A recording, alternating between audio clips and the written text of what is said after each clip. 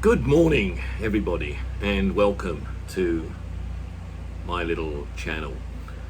I haven't made a video for a few weeks, and it's been about a week and a half, 2 weeks, I think. I've made a couple of small ones, but I've been very, very busy, and also dealing with a number of issues and problems, which I'm not problems, issues that I'm sorting out at the same time. Nothing we can't cope with. Everything's going well, actually. First thing, and probably the one that I think is important for all of those who are pensioners that are coming out to live in the Philippines, and it's really got nothing to do with the Philippines, it's more to do with the DWP, Department of Work and Pensions, is, and I was ready for this because I've seen other people have difficulty with it as well, and I've now picked up the same difficulty. But you every so often you get a letter from DWP which you've got to sign as a certificate of life, okay? And I think it's been made, videos have been made of it many times before. I was aware of it because I saw people getting into trouble here with it, and it takes months and months to try and sort out once they freeze your pension payment. So what did I do about it? Well, I thought ahead, of course, and I sent a letter to DWP with my address here and my address that I use in the UK as my address, my telephone number in the UK, my telephone number here, my email address here. I wrote it all very clearly. This is where I am. This is my details. This is where I'm staying in the Philippines. So when you need to send something to me, maybe better to send it to the UK address, but if you can only send it to this address, send it to this address, whatever the case is. So what happened on my 70th birthday when my pension payment is going to be paid out? It didn't arrive in my bank account. So straight away I had to get into the government DWP site, the government gateway it's called, and establish what the heck is wrong. And of course it's that. Trouble is, no one's received it. My sister in the UK hasn't received that letter. I haven't received that letter, but they say a letter was sent. Anyway, I've said, okay, well, I'm not dead, I don't think. Last time I checked I wasn't, so I'm still alive. You've got to still wait for this letter, you've got to get it signed, you've got to get it back. So in modern technology, you've still got this rather archaic way of dealing with this particular issue. If I want to prove my identity with my driving license or with my passport, it's all easy. I could do my driving license, extend it from here, sitting here in the Philippines, my driving license for the UK. It was easy to do. And obviously I could do my passport from here. But proving I'm alive, not so easy.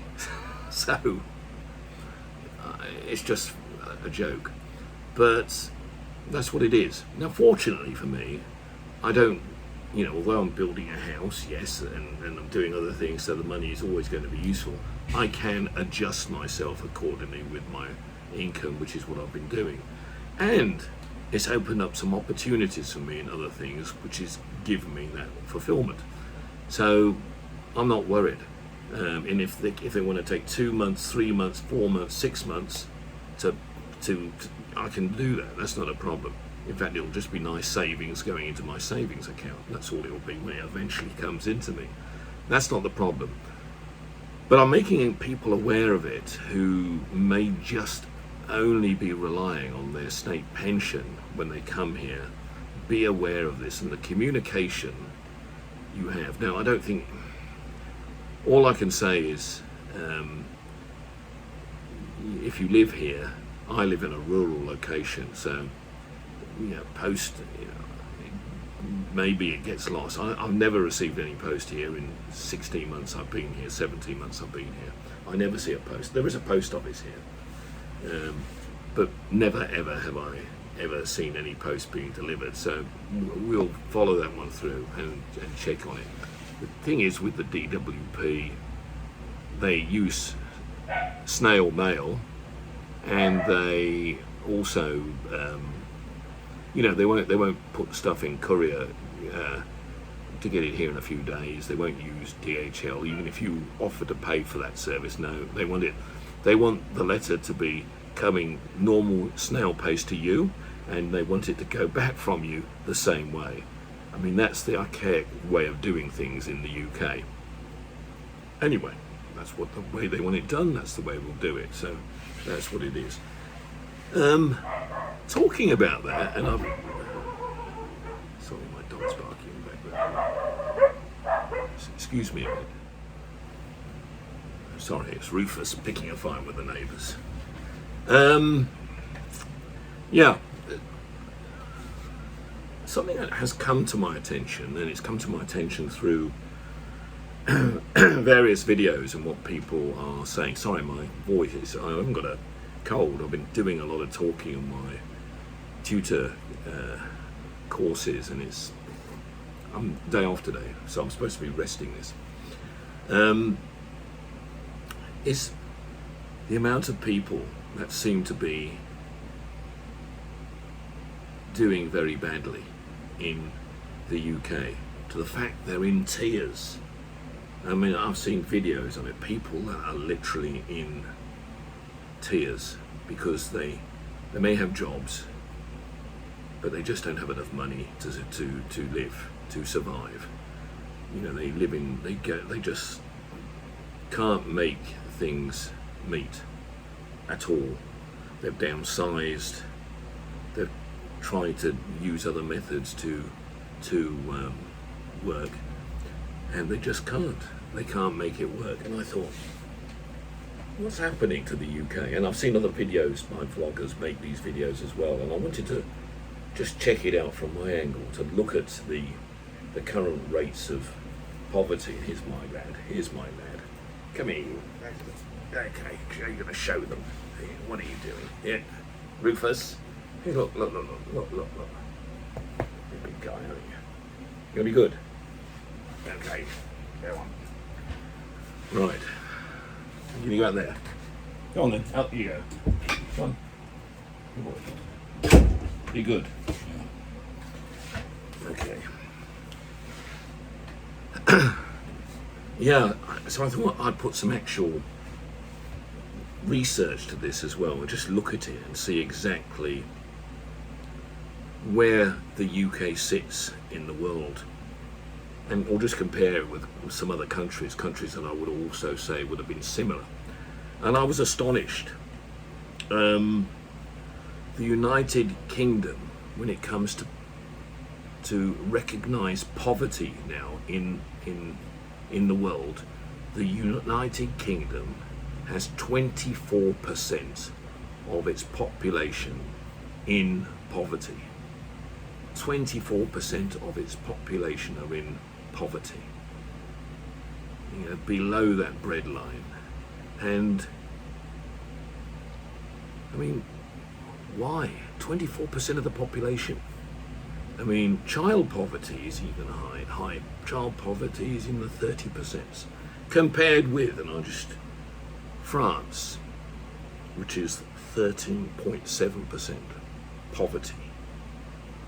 You know, big difference between France. Germany, 14.8%. United States, 11%. Okay. I'm going to tell you one thing now, which is really, really going to surprise you. It surprised me.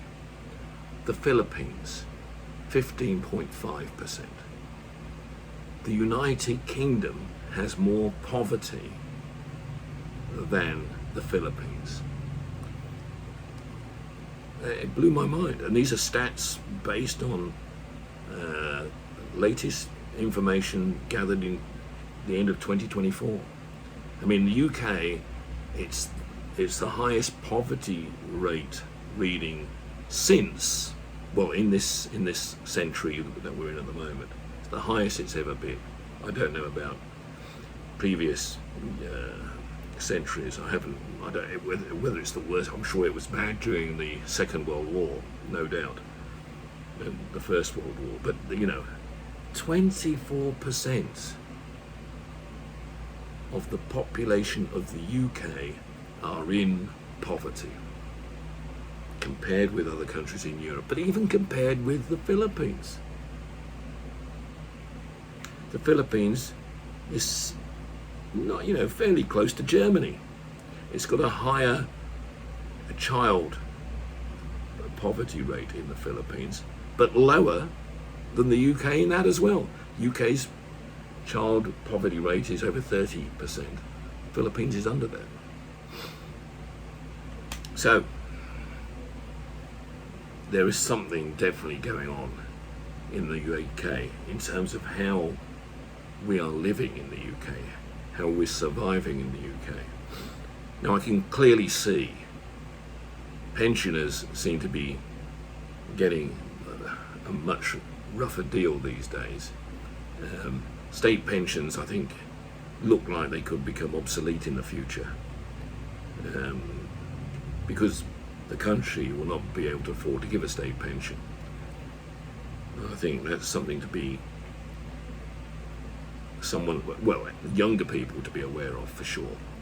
So you've got to get your private pension sorted out, of course, which I know many of us do, but that's on the side.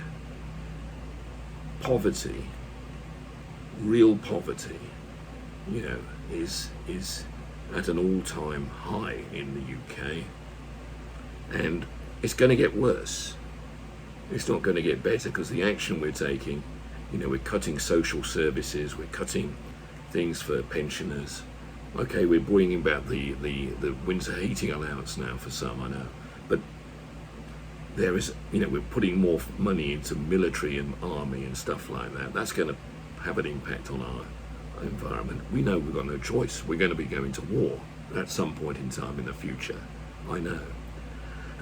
But with a poverty rate of 24%,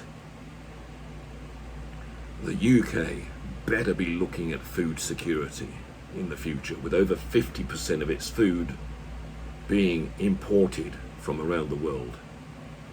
It better be looking at food security in the future. And if it doesn't do that, well, then it's totally been mismanaged. I mean, I think the whole process of mismanagement is already there. Now, I know people are going to say, oh, you're anti-UK. I'm not. I'm just showing the facts. I'm just showing the facts, and I'm making you aware of what's happening, where I see things, And here the facts don't lie. The figures cannot. They are there. They're based on the stats that come out of the United Nations statistics. So there we are. Apart from everything else, house is going well. 1, 2, we're on the 3rd outer wall at the moment. I'll give you some pictures of that in the next 24 hours. But I've been what I've been doing, I've been putting myself to the test in my other work I do, and it's been going really, really well. I've got to say, I'm surprised myself at what is possible, and great from that angle. So I haven't had time to make too many videos. I just thought I'd get this video out now, and I'll get some more videos out to you in the next week. Okay, take care.